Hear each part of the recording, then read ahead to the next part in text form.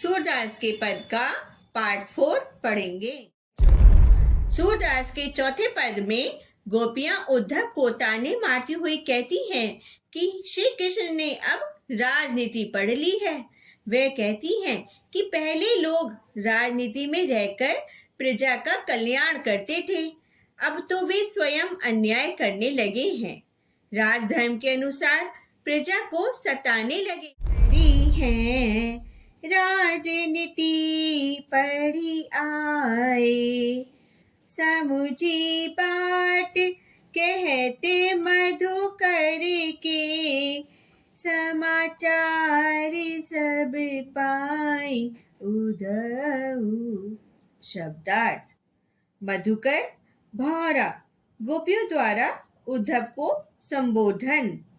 इसका अर्थ है गोपियां निसंकोच उद्धव से कहती हैं कि हे भ्रमर रूप उद्धव, अब तो श्री कृष्ण ने राजनीति पढ़ ली है।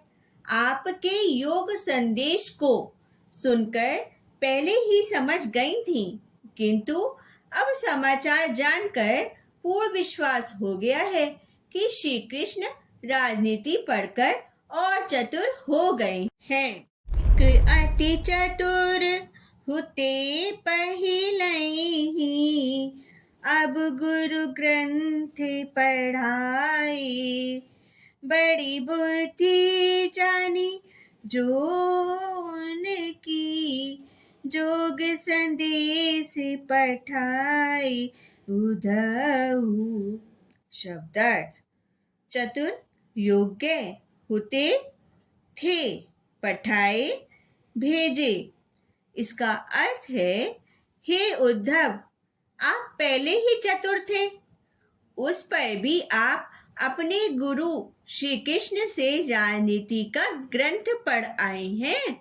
राजनीति का ही यह प्रभाव है कि बुद्धि चातुर्य में श्री कृष्ण इतने कुशल हो गए हैं कि योग का ही संदेश भेज दिया।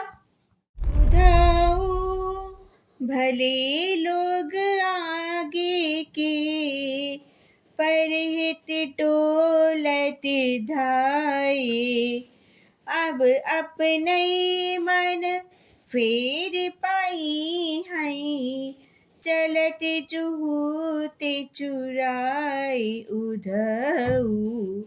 शब्दार्थ।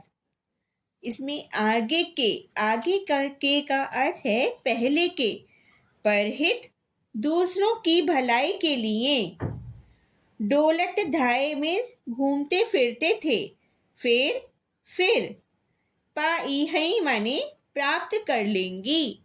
इसका अर्थ है हे उद्धव, पहले के लोग कितने भले थे जो दूसरों की भलाई के लिए भागे चले आते थे।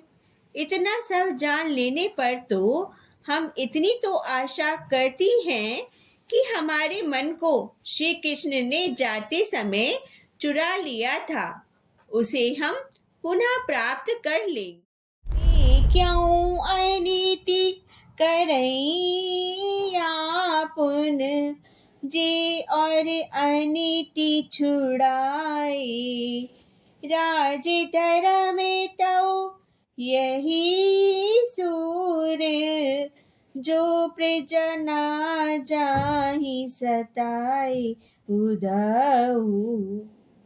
शब्दार्थ।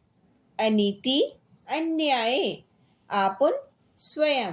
इसका अर्थ है आश्चर्य यह है कि जो श्री कृष्ण दूसरों को अन्याय करने से रोकते रहे, वे स्वयं अनीति के रास्ते पर क्यों चल पड़े। वे प्रेम के स्थान पर योग संदेश भेजकर हमारे ऊपर क्यों अन्याय कर रहे हैं। उनको राजधर्म भी नहीं भूलना चाहिए। राजधर्म के अनुसार प्रजा को ना सताकर उसकी भलाई का ध्यान रखना चाहिए। सूरदास के पद हमारे पूरे हो गए हैं। उम्मीद है आप सबको समझ में आ गए होंगे।